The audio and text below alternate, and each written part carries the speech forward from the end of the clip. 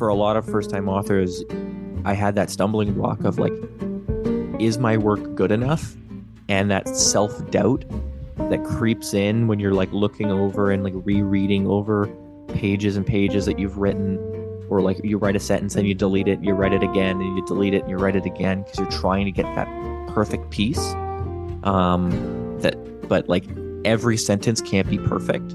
Every sentence can't be the quote that people throw out there all the time. You kind of just have to do it. And for me, that early stumbling block was one, building the habit of writing consistently and setting goals for myself and continuing on and getting to a point where now, if I don't write in a day, I feel like I've missed something.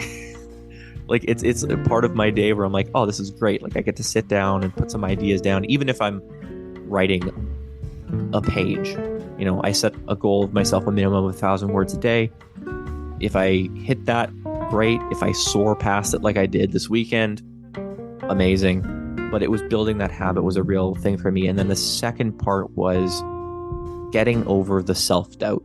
And from this, I kind of turned to something that I've mentioned a few times is Stephen King's book on writing, and his strategy for when he writes books is, and I highly recommend if any first-time authors are out there, or any seasoned authors even, are looking to see what the successful person's journey was like, read On Writing by Stephen King. It's a great biography, one, and two, it's got some great kernels in there for you to use on your journey as an author. But he talks about how you write the first draft with the door closed. You write the first draft as a book that you want to read, and the book that you want to write, and the story that you want to tell. It doesn't matter what people are going to think of it, what the audience is going to think, what publishers are going to think. Write the story that you want to write and you would enjoy reading. And then the second draft, write with the door open. Think about, okay, this story, how is this going to fit with, you know, the genre that I'm writing in, the other books that are in the market? How is it going to look? How are things going to be read by an audience who doesn't have the understanding that I have moving forward? And that's where you start to like really, you don't want to be like overly critical on yourself the first time you're writing something. So you really write something for yourself, and then you start thinking about all of those other things after the fact, because you're going to have to, if you plan on publishing traditionally, but that's finding an agent or finding a publisher that takes unagented authors like I did, you're eventually going to have those questions, and you're going to have to cross those, jump those hurdles. But just to get there is a big enough step, where that was one of the things for me was just got to write the thing that I want to write the story that I want to write, and go from there. Like the first draft of Bounty is so different from the book that it is now. Like we shifted genres or subgenres, a whole bunch of narrative, like the narrative flow changed a little bit, whole characters changed, and names and places changed, and a whole bunch of stuff changed. And that was to get it to the place that it is, where it is something that I'm incredibly proud of, incredibly happy with. And I think this draft is way better than that original story that I wrote. But just to get that first draft underway is such a big stumbling block for myself and a lot of people. And like Stephen King also says, the first one is the hardest, and it gets easier from there. Since I wrote that first draft, I've written 2 other books. They're not published or anything, but I wrote 2 other subsequent books, and I'm working on the 4th and 5th books right now that I've got thought of in some kind of state. But yeah, if there's anybody listening that is on that journey, I would say write with the door closed. Just write the story that you want to write, and find a workflow and habits that work for you, and those will eventually evolve into the process that you have. Don't worry about what other people are doing or what works for other people. Do what works for you. What works best for me is a hard minimum of 1,000 words a day, writing every day after work, and being honest with myself and saying sometimes maybe I can't write 1,000 words. Maybe I'm too busy today to get writing done. That's fine, but find what works for you, and that will be the first step on your journey to getting where you want to get. Hey everyone, welcome back to Living the Next Chapter. I have a Canadian author, ta-da, on the podcast, which makes me happy because I'm in Canada. So you can put those together. And I always love talking to authors, but I have a special place in my podcast and in my podcasting heart for any Canadian authors that come on the show. And Jason Pchajek is here with today. We're going to be talking about his books, his writing. He's got a podcast. He likes hockey, and it's snowing outside his window while we're chatting. And this is like early November. So we're kind of doing all the things. Jason's here on the podcast. Jason, welcome to the podcast. Glad to have you here. Thank you. And I'm glad to be here. It's always nice to come on and talk books and other things with people. So, right. Yeah. And you're a podcaster. So now we're best friends. We're best friends. Exactly. You have no choice in the matter. We're best friends. Yeah. So let's talk about your podcast a little bit, because people listening right now are podcast listeners. And who better to talk to about your podcast than a podcast listener? So everybody pay attention. Jason's going to tell you about a show. Tell us about the podcast and where do we find it? What do you talk about? Yeah. So it's called The Hockey Show. And if you're local here in Manitoba, you can listen to it live on the radio every Thursday, 5:30 to 6:30 on 101.5 UMFM. But if you're outside of the market, you can obviously listen to it as a podcast. And it is basically available through the Hockey Blog in Canada, which my co-host Teebs runs, and also the UMFM website. And kind of right as it says on the tin, it is a show all about hockey. But we tend to focus on, obviously the big news of the day in terms of the sport. But we're not the type of podcast hockey podcast that gets bogged down in just talking about one team or just talking about the NHL. Yeah. We talk a lot about international hockey, all the minor leagues.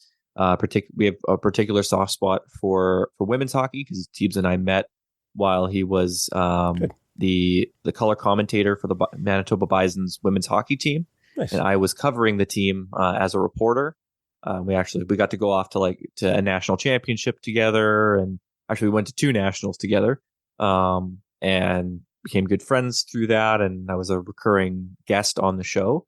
And then a spot opened up for a co-host, and he asked me, last year, like, hey, do you want to come on and make this a regular thing? And I was like, sure.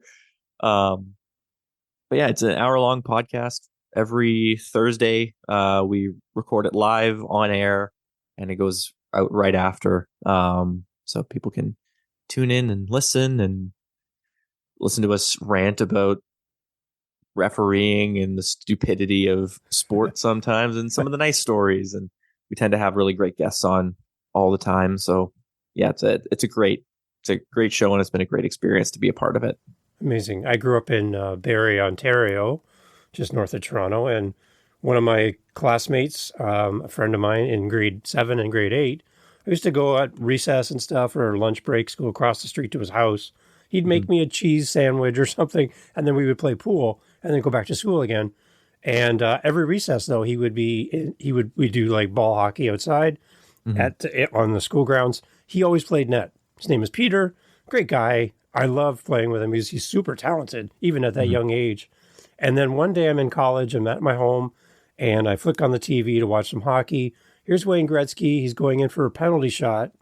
And who's in net for the Maple Leafs? My friend, the guy who made me cheese sandwiches, Peter Ing, is in net. And I'm like, what the heck? I didn't even know he was playing for the team. Yeah. And not only did he stand up against Wayne Gretzky, he shut him down. Awesome. On a penalty shot. And Perfect. I'm like, what? Like, I'm freaking out. That's my buddy. He makes a great cheese sandwich. So anyway, I love how hockey brings us together. And for our U.S. listeners, we're talking about ice hockey, because you always like to put the word ice there. for Mhm. some reason that's relevant, but we call it just hockey. So, Yeah. And it's so there such you a go. Canadian thing, right? Like almost everybody knows like somebody they went to high school with or elementary school with that like made the NHL just because of like our population and what we're good at. I went to school with Dylan McElrath, who was drafted in the top 10 of the NHL draft by the New York Rangers. And he went off and he's had his NHL career wasn't very long, but he's had a pretty great minor league career. He won a Calder Cup with the Grand Rapids Griffins and had a great career. And like I've got friends that I played hockey with, and they're like, I have played with a lot of guys that are from like rural Manitoba, and a lot of them are like, oh yeah, I know this guy and that guy, and like this guy that played for the Wheat Kings, and this guy that went off to like this program or this school, and I played beer league for a while, and one of our recurring subs was a guy that played for St. Cloud in the NCAA. We were like this low division beer league team full of like half of the guys that never played hockey before, and then we've got this NCAA like Division 1 hockey player that just comes Yeah. out every once in a while, Yeah. basically to play shinny with us. So That's nice. Yeah. Can you play down to our level, please? yeah, Can you just, exactly. please don't skate so fast. Crank it down a little bit. I love it. So what brings you joy as a podcaster then? Just getting on the mic and doing the talking and doing that kind of stuff? Yeah, it's that's kind of the experience for me, right? Like it's something that is I've always had as a kid. Like I grew up very introverted, but I always had a knack for obviously storytelling and entertaining. And it was something like I took. A weird thing about me is I took was in public speaking classes when I was 5 years old. My mom was like, you're going to need to learn how to public speak, so she threw me into this public speaking class, and I learned how to give speeches and host things, and we had like newscasters come into this like little dingy classroom in suburban Winnipeg and like talk to us about stuff. But it's always been a part of me to get out there and talk and entertain and inform. And before joining the hockey show, I had my own podcast that I ran for a number of years called Let's Talk About. And that grew out of me being, having a master's degree in sociology and being very, globally minded and thinking about the topics of the day. So it was this current affairs podcast where I kind of cut through all of the noise of the issues of the day and got down to the heart of like, these are the facts of what's going on. This is what you need to know to be an informed, consumer of media moving forward on this particular topic. And it was a lot of fun. It was part of that like education, entertainment piece. I taught in university for a little while I was getting my master's degree. So it was always like something where I really loved getting out there and talking about things that matter to me. Even though some of my hot takes are objectively terrible, like I've got some thoughts on hockey that people probably think are ridiculous, but it's just the way it is. But yeah, podcasting has always been something that I was like super big on even before I did it. And now that I'm doing it like not as a job, obviously, but as like a hobby, it's tons of fun. Excellent. Now you're guesting on podcasts to talk about your writing career, your journey, and your book. How has it been for you as a guest on podcasts? Now you're in the passenger seat. How's that experience been for you? Oh, it's been a great experience. Honestly, like, I mean, being behind, like on one side of the table, going from journalism where I was interviewing people and, to podcasting where I was interviewing people. I knew the interviewer side, so I can put myself in their shoes and be like, okay, they're probably feeling just as stressed as I am, sitting here talking about this. It's been a great experience. Honestly, I have talked with a lot of great people so far. I've been on the Sean Geek and Fast Fret podcast. We did like a almost 2-hour conversation about the book and a whole bunch of other topics, like just like nerd culture in general. Obviously, I've done some stuff on UMFM with the Turning Page or Turning the Page podcast.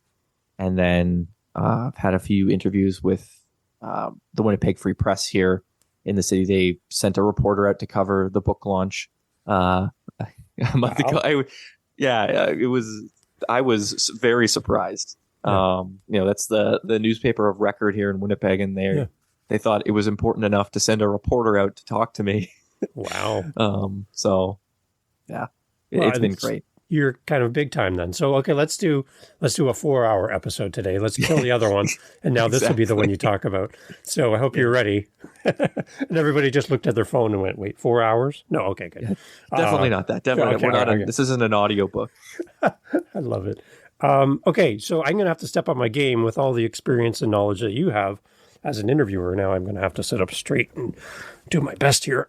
So okay, let's talk author journey. How did this all start for you to take this path in life? Did you wake up one day and go, you know what? I've got a few minutes in my week this week. I'm going to become an author. Is that kind of like how it happened, or? A little bit. So this journey starts all the way back when I was a kid, right?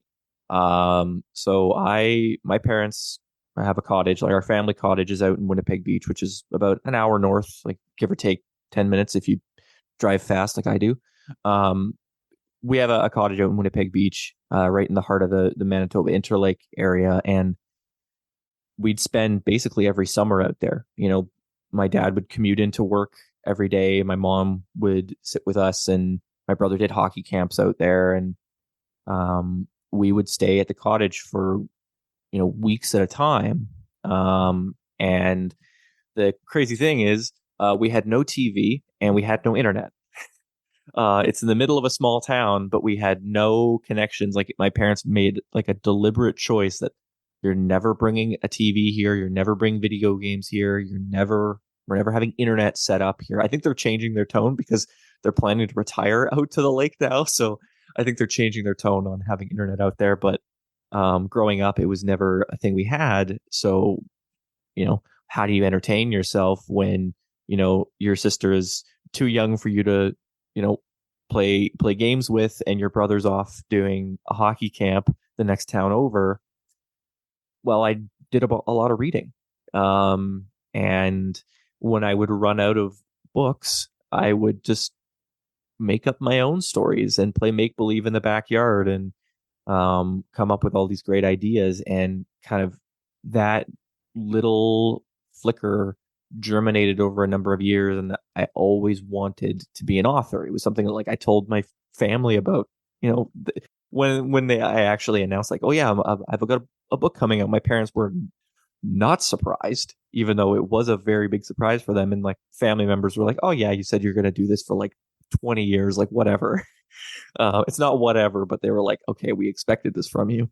But the journey to actually write a book and get it published started basically almost 10 years ago. I was looking back, and it was 8 years ago that I decided, all right, I want to do this. I need to write at least one book in my lifetime, because I was finishing my undergrad, and I was trying to decide like what I'm doing with the rest of my life. And I said, well, I'm not going to have a ton of time probably moving forward, because I'm going to start working. So I buckled down and had this like glimmer of an idea in my mind. And it's literally the first chapter of the book. That's the glimmer of an idea that I had.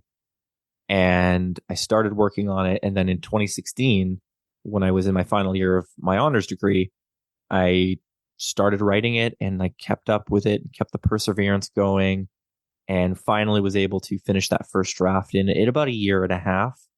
And then the hard work started.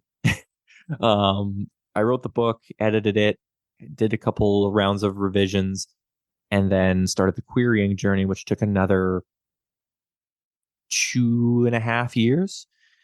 Being, a first-time author, not having an agent, I had an arduous journey ahead of me. And then in basically December of 2020, I'd been in contact with Turnstone. The book's published under Ravenstone, which is the genre imprint of Turnstone Press here in Winnipeg.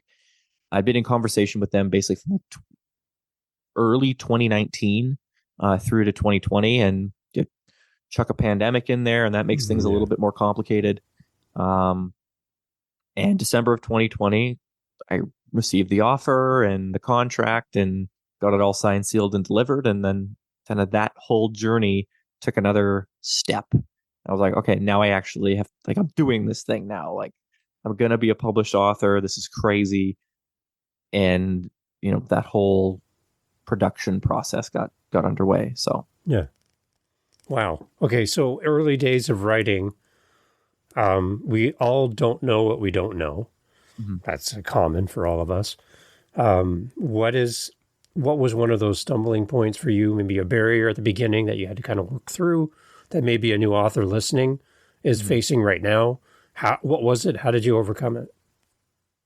I think one of the big barriers is one, just having building the habit, right? Like, I think every author starts with talent that you have to then develop into a skill. I was lucky enough that you know, I was able to work in journalism and work on my writing for a very long time, get paid to write things and have my work edited and critiqued and talked about and probably ripped apart on social media more times than I care to admit. But it gave me basically the privilege of developing my writing skill and being paid to do so. But I think for a lot of first time authors, I had that stumbling block of like, is my work good enough? And that self doubt that creeps in when you're like looking over and like rereading over pages and pages that you've written, or like you write a sentence and you delete it, and you write it again, and you delete it and you write it again because you're trying to get that perfect piece. That, but like every sentence can't be perfect. Every sentence can't be the quote that people throw out there all the time. You kind of just have to do it. And for me, that early stumbling block was one, building the habit of writing consistently and setting goals for myself and continuing on and getting to a point where now, if I don't write in a day, I feel like I've missed something. Yeah. Like it's a part of my day where I'm like, oh, this is great. Like I get to sit down and put some ideas down, even if I'm writing a page. I set a goal of myself, a minimum of 1,000 words a day. If I hit that, great. If I soar past it like I did this weekend, amazing. But it was building that habit was a real thing for me. And then the second part was getting over the self-doubt. And from this, I kind of turned to something that I've mentioned a few times is Stephen King's book on writing. Okay. And his strategy for when he writes books is, and I highly recommend if any first time authors are out there or any seasoned authors even are looking to see what the successful, like a successful person's journey was like, read On Writing by Stephen King. It's a great biography, one, and two, it's got some great kernels in there for you to use on your journey as an author. But he talks about how you write the first draft with the door closed. You write the first draft as a book that you want to read and the book that you want to write and the story that you want to tell. It doesn't matter what people are going to think of it, what the audience is going to think, what publishers are going to think. Write the story that you want to write and you would enjoy reading. Wow. And then the second draft, write with the door open. Think about, okay, this story, how is this going to fit with, the genre that I'm writing in, the other books that are in the market? How is it going to look? How are things going to be read by an audience who doesn't have the understanding that I have moving forward? And that's where you start to like really, you don't want to be like overly critical on yourself the first time you're writing something. So you really write something for yourself, and then you start thinking about all of those other things after the fact, because you're going to have to, if you plan on publishing traditionally, whether that's finding an agent or finding a publisher that takes unagented authors like I did, you're eventually going to have those questions and you're going to have to cross those, jump those hurdles. But just to get there is a big enough step, where that was one of the things for me was just got to write the thing that I want to write the story that I want to write, and go from there. Like the first draft of Bounty is so different Really? from Okay. the book that it is now. Like we shifted genres or subgenres, a whole bunch of narrative, like the narrative flow changed a little bit, whole characters changed, and names and places changed, and a whole bunch of stuff changed. And that was to get it to the place that it is, where it is something that I'm incredibly proud of, incredibly happy with. And I think this draft is way better than that original story that I wrote. But just to get that first draft underway is such a big stumbling block for myself and a lot of people. And, like Stephen King also says, the first one is the hardest. Yeah. And it gets easier from there. Since I wrote that first draft, I've written 2 other books. They're not published or anything, but I wrote 2 other subsequent books, and I'm working on the 4th and 5th books now that I've got thought of in some kind of state. But yeah, if there's anybody listening that is on that journey, I would say write with the door closed. Just write the story that you want to write, and find a workflow and habits that work for you. And those will eventually evolve into the process that you have. Don't worry about what other people are doing or what works for other people. Do what works for you. What works best for me is a hard minimum of 1,000 words a day, writing every day after work. And, being honest with myself and saying sometimes maybe I can't write 1,000 words. Maybe I'm too busy today to get writing done. That's fine. But find what works for you, and that will be the first step on your journey to getting where you want to get. It's interesting to go back to our parallel with hockey again for a second with my buddy Peter Ing for the Leafs.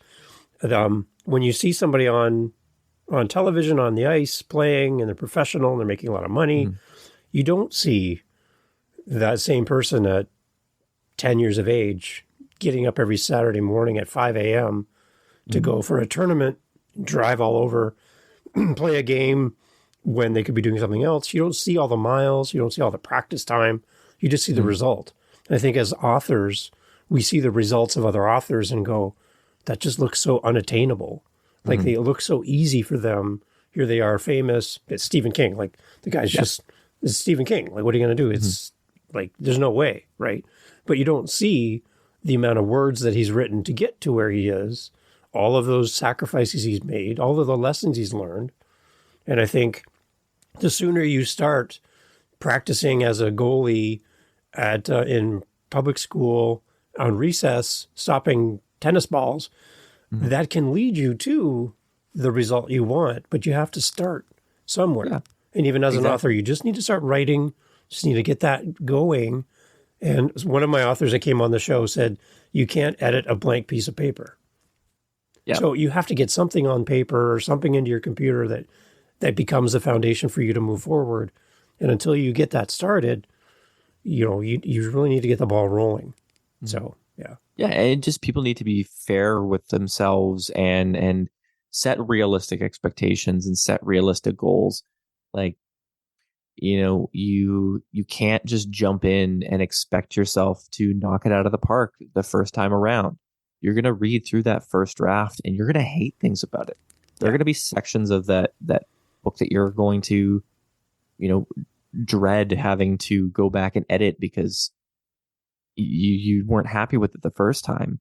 There were full things. And like at a certain point, you're going to have to kill your darlings, right? Like I had to remove full chapters that I adored in Bounty that, I obviously saved them and I'm going to use them in the future, but it was hard to make those decisions and say, okay, this doesn't fit the flow of the story. It's a cool scene, but it doesn't really fit what I'm doing, and it doesn't really serve a purpose for the narrative, or bogs it down, or it does something that doesn't help in service the story.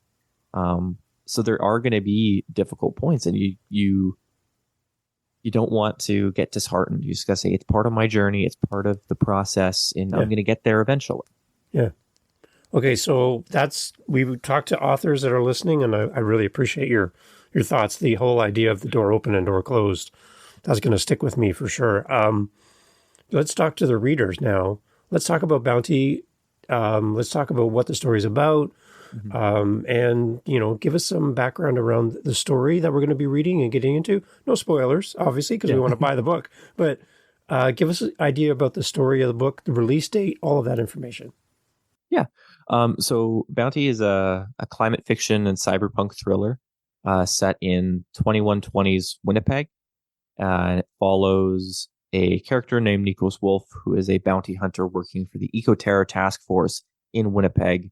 And his job is effectively to be a climate cop. He serves these bounties and brings people in who have committed eco-terror crimes. And the definition of eco-terror is pretty broad in 2120s, but he eventually stumbles upon a series of jobs that go sideways, and they're all connected to some new player in the eco-terror space in Winnipeg. And he has to go on this journey to find out who these people are, what they want, what they're trying to do, and how he can try and stop them. So really, it is first and foremost a climate fiction novel. Climate fiction is a relatively new subgenre in science fiction, and it has to do with all of our responses to climate change. So how does kind of interrogating how humanity responds to the challenges of climate change, whether it be socially, technologically, politically, economically, scientifically, all of these different ways. And it, in the various ways that we we respond to climate change, how does that change the world around us? How does that change the society that we live in and the structures that we live within? Writing the book, one of the things that I wanted to do first and foremost was represent my hometown in cyberpunk literature, because Winnipeg specifically, but Canada in general, tends to be forgotten when people are writing science fiction and cyberpunk. We're kind of just like America's hat in a lot of ways when people are writing. I love that. That's good. That's why I'm so happy. Like, I got so excited when Andy Weir included an RCMP officer in one of his books set on the moon. I was like, yes, good. There's a reference to Canada in here. Great, we're still around. But I wanted to have my hometown represented in a really real way. And through the writing process, I kind of constructed what I believe would be, if we kept on the journey, socially, politically, economically, that we're on as not just the city of Winnipeg or the province of Manitoba, but the country of Canada in general. Where are we going to reach 100 years in the future?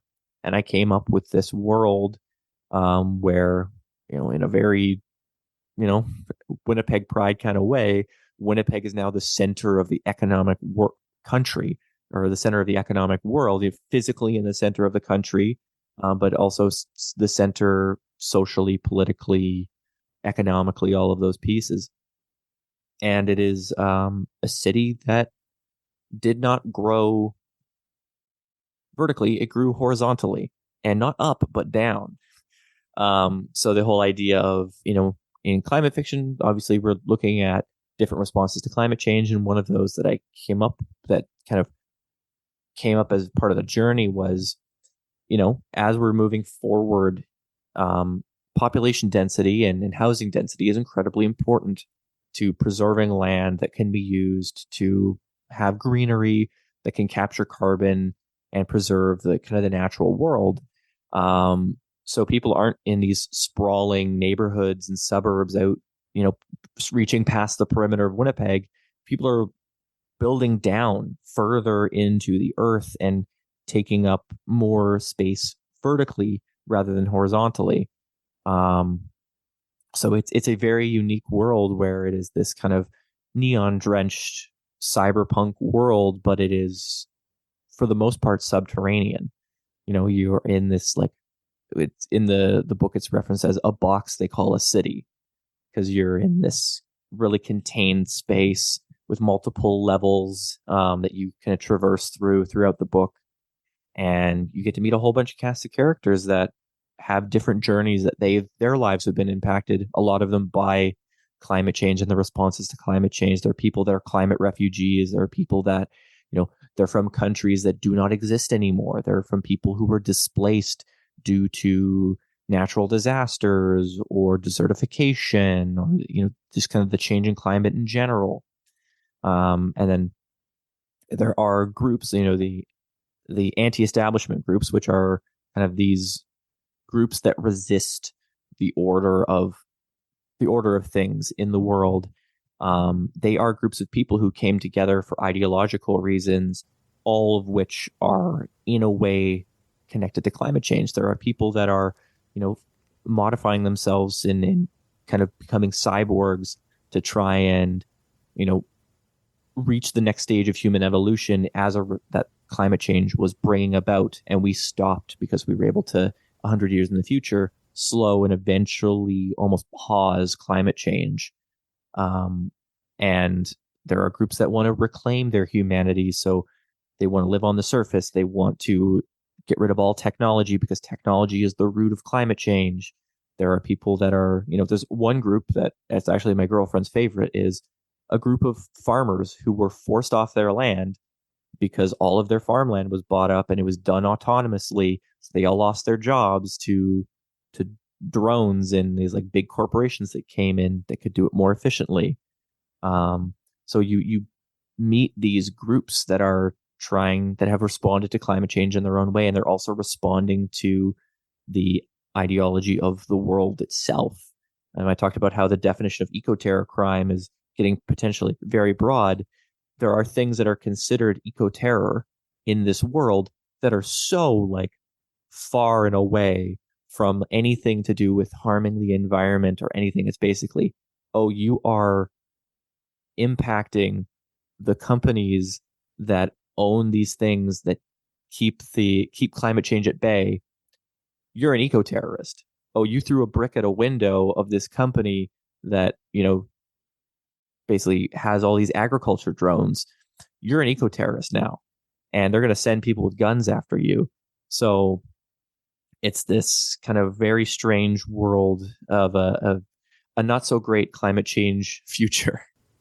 It's interesting. I see a parallel from the world around your novel Bounty and your cottage growing up, where there's no Wi-Fi, there's no any of that stuff. And maybe it seems kind of like a little callback to a simpler time when we didn't have to worry about all that. Is there a little bit of that in there? A little bit of that, yeah. Like I'm somebody who really, I love nature. Like I spend all of my time during the summer at the cottage, going outside, hiking. I love camping. I love being outdoors. So the natural world is very important to me. And I've been obsessed with climate change basically since I was a kid. It's been another one of those lifelong obsessions. So I've learned as much as I can about it. And it was the decision to actually pivot into climate fiction came from my editor. It was originally in a very clear, concise way, a standard cyberpunk story. And she looked at it and she's like, there are some elements here where we could just like hard pivot into climate fiction and really start drawing out some of these pieces and making changes to suit, a view of climate change in that way. And I was totally game, because like it's super important to me. It's super important for me to, relay that message. And yeah, it is a bit of a callback to a simpler time, thinking about there's actually there is a cottage in the story. See, there you go. It is in the same way. No internet. Wow. It's got solar panels and it's off in the middle of the woods that nobody can easily get to, and it's just off in the natural world. So yeah, it's like I'm reading your mind. That's freaky.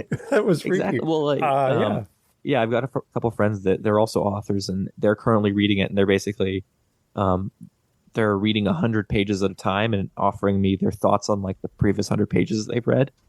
And that was something that they said. They're like, it just feels like it's you telling me a story, because it's like there are so many elements to this that are from, the stories that you enjoy or the way that you tell stories, or, things that are important to you and your worldview. Like, obviously I mentioned that, I have a master's degree in sociology. I was an academic for a while.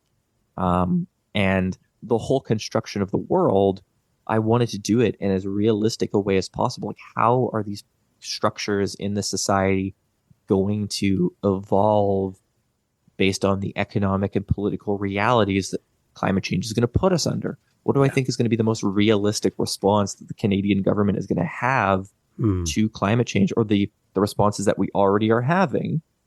How is that going to move into the future? So yeah, there's a lot of me in this book, to be perfectly honest, and it's all wrapped up in this like very. One of the reviewers talked about how it's like the Rock'em Sock'em MCU kind of action sequences, and that's totally perfect for me, because that's I wanted it to be fun. It has all of these kind of more high-minded ideas in it, because what science fiction story doesn't have some kind of commentary on the state of society today, right? But it's all wrapped in this very entertaining thriller with action sequences and funny quips and fun characters and this whole mystery. So on the one hand, it's got these great messages in it and these warnings for the future, but also it's got this like really fun kind of standards, like science fiction. Like my girlfriend works in film and television, and she talks all the time about how like, it'd make a great TV show. It'd make a great, Netflix series or movie or something like that. So it's got a lot. It's got something in there for everybody, I think. For our American listeners as well, I want to include you, and we're talking, remember at the beginning, ice hockey versus just hockey. In Canada, we're really right now at a crossroads with our parliament and our political parties and the whole idea around climate change. When I watch it, it just feels like people throwing dirt at each other in our parliament and stuff. And I, as a casual observer, very passionate about this myself, I feel torn between two groups of people arguing over what is real and what's not real. With your perspective in relation to bounty, for Canadians, as we listen to this, and maybe for our U.S. friends and outside of the country, what kind of lessons are you learning as we kind of go through the current climate with our politicians and the discussion around climate change? What excites you about the conversation, and what makes you nervous? I mean, yeah, it's very easy, and I deliberately, when I was writing the book, I wanted to present a world that like we survived and people are living their lives. Like it is kind of difficult, but it's not difficult for the reasons that you might think it is. Because yeah, a lot of times when we talk about climate change and we talk about the future of the planet, it tends to get very doom and gloom. I think there is a kind of a silver lining where, at least for the majority of, whether it's the political parties or the leadership of those parties, we've reached a point where everyone is starting to agree. Like there are some like fringe weird people who are like, climate change still doesn't exist. And you kind of think like, why are you in a position of power if you can't agree with science? But, we're kind of moving past the point where there are hard line, like climate change doesn't exist, climate denialism. Yeah. We're just moving into an era where we're debating what is the best response that we can have that balances all the different needs, right? Like Premier Wab Kinew from here in Manitoba, NDP Premier, he is fully pressing forward with providing carbon tax relief for natural gas. Here in Manitoba, about 98% of our power comes from renewable resources because we invested in hydroelectric century ago. And but there are real implications for some of these responses to climate change. Yes, there are prices that have to be paid. You have to consider, the working class person. We can't go towards the future and make all these changes and make all these proclamations and sacrifice half of our population because they don't have the money to be able to keep up with the Joneses in terms of, what they can do. Here in Manitoba and basically all over the prairies, we have this problem where we can't really own electric cars because with the distances that a lot of us have to travel, Yeah. and with just the temperature outside, Mm-hmm. electric vehicles don't really work for us in like the long term. So we have to find hybrid. We have to find synthetic fuels. We have to find ways to, move forward in the direction of being more eco-friendly while balancing the day-to-day needs of the average person. And in the research for the book, what I found was there are real tangible changes that we can make and ways to reduce our carbon footprint, ways to, reduce our reliance on fossil fuels and natural gas and, be more eco-friendly that are very small and that I can see, the average person can actually start making a dent, because right now the average person really can't make a dent when the vast majority of emissions come from power generation, manufacturing, and shipping. Yeah. So there are little changes that we're going to be able to make moving forward. We've got tulip turbines, which are these like the small, like the at-home versions are like a few feet tall, and they are They are deliberately designed to be the most efficient at converting wind power into energy. Just the way that the pedal shaped arms of the turbine are shaped. And you can put a couple of those on the roof of your house or on your garage, and that's going to generate electricity. There are already cities in Europe that are putting them, the more industrial versions, on light poles to start powering. They can power the street lights on a street just independently of the power grid of the city. We've got carbon capture technology, like from Climeworks. They have these like kind of air conditioner sized cells that intake air and have a filter that catches the carbon, and the air, the non-carbon air, passes out the other side, and you remove the filter and put in a new one every one time you need it. And injecting carbon into the ground, which is a main piece of science that goes into bounty and the construction of the world.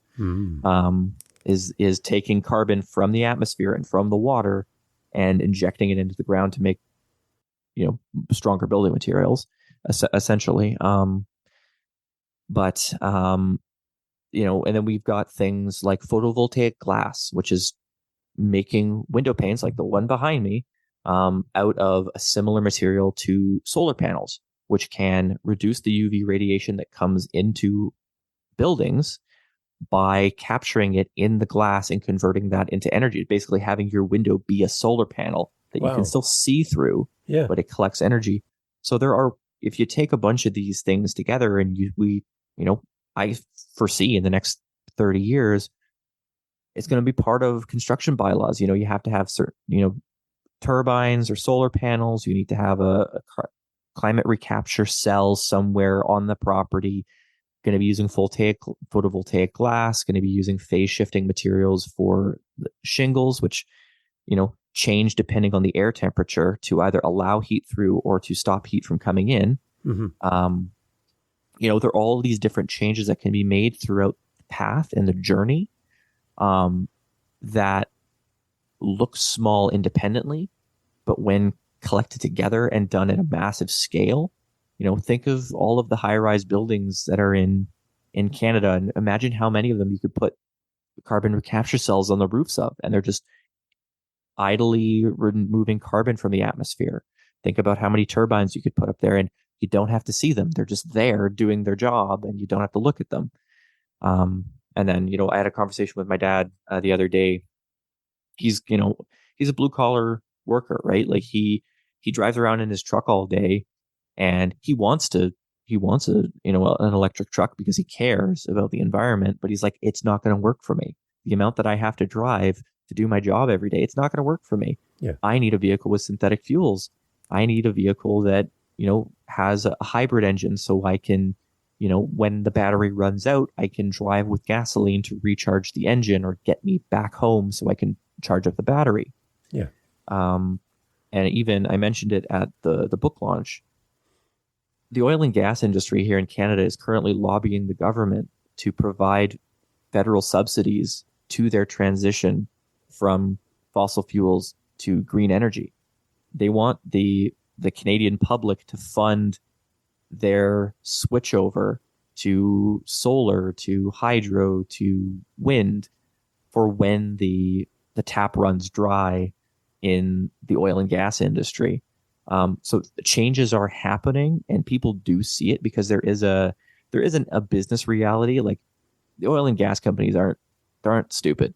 Yeah. They know that eventually things are going to run out. They know that they need to get in on this market now because it'll pay dividends for them in the future if they get in on the ground floor.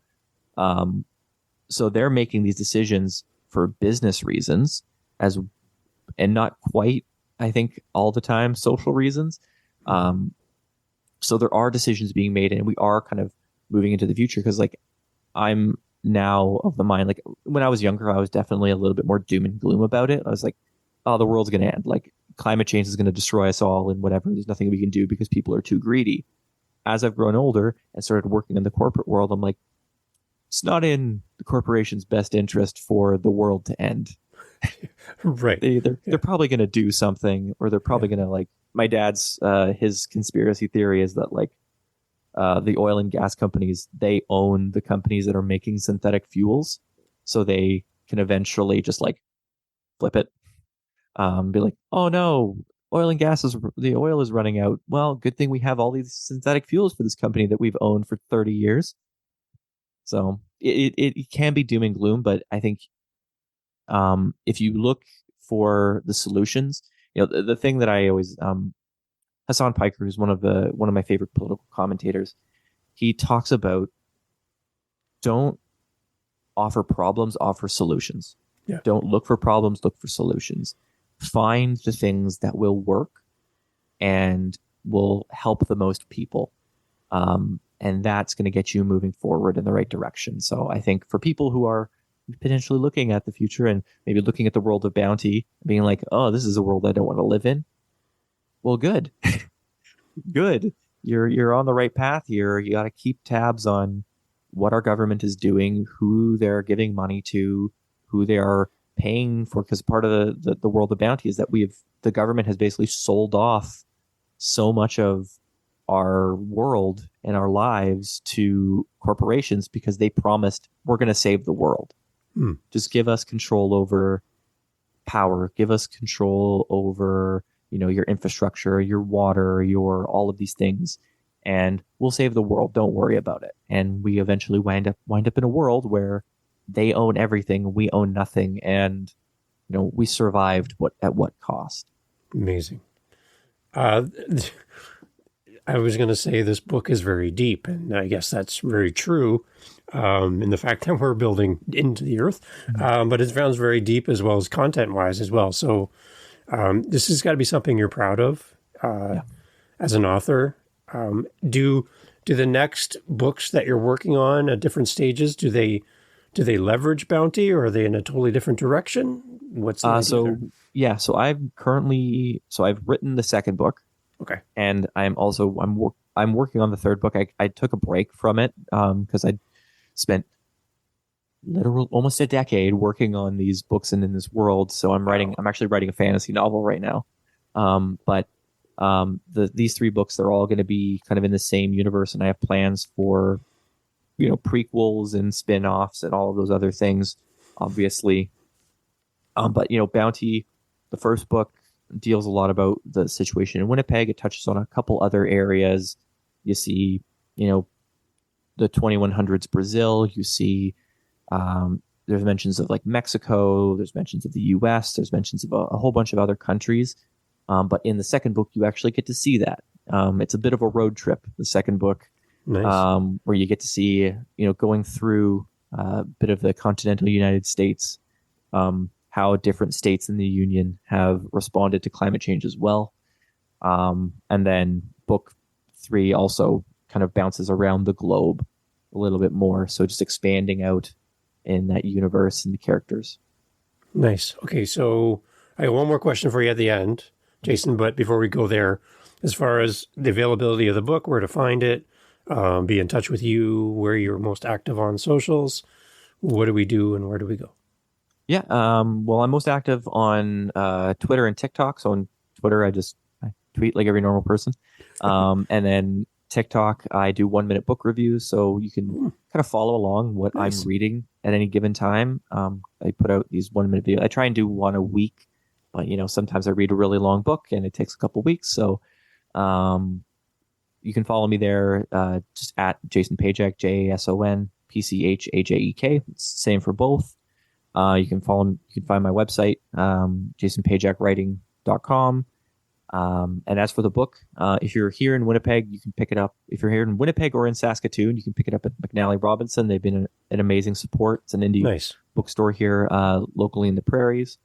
But you can also pick it up on Amazon, at Chapters Indigo, Barnes and Noble, basically wherever books are sold. You can either order in a copy or a copy will be there waiting for you.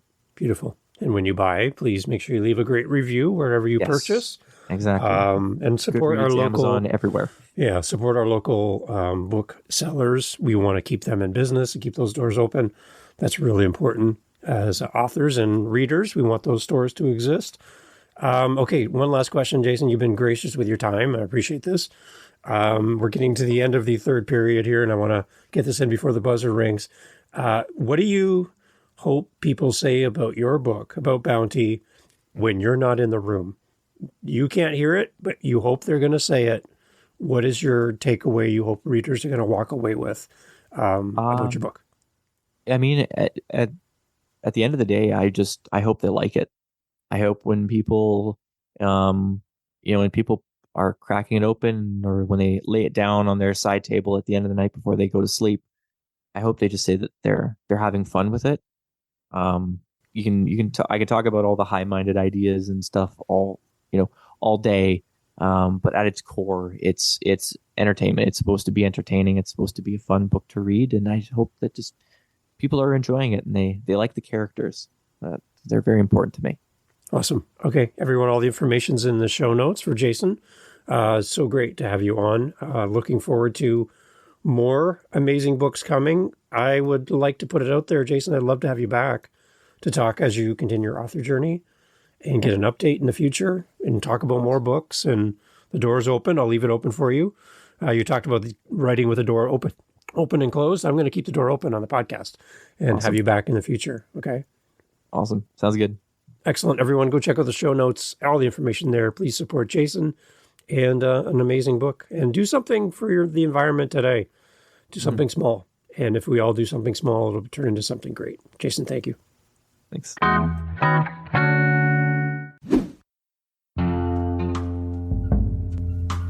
Hey, thanks for checking out the latest episode of Living the Next Chapter. I'm so happy to bring on these amazing authors and to share their stories, but I do have to confess I have a problem. And people who know me best would say, Dave, you have more than one problem. My problem is I have more episodes than I can release to you through my audio host, but I have a solution for you. Oh, yes. Head over to our YouTube channel.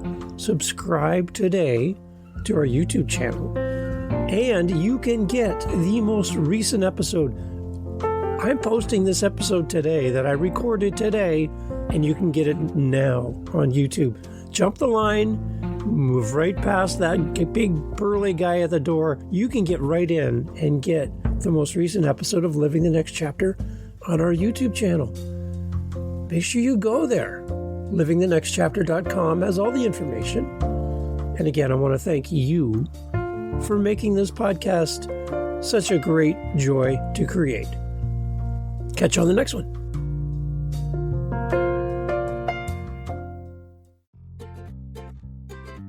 Are you searching for your next favorite author? Then Book Banter with Diane Burkhart is the podcast for you.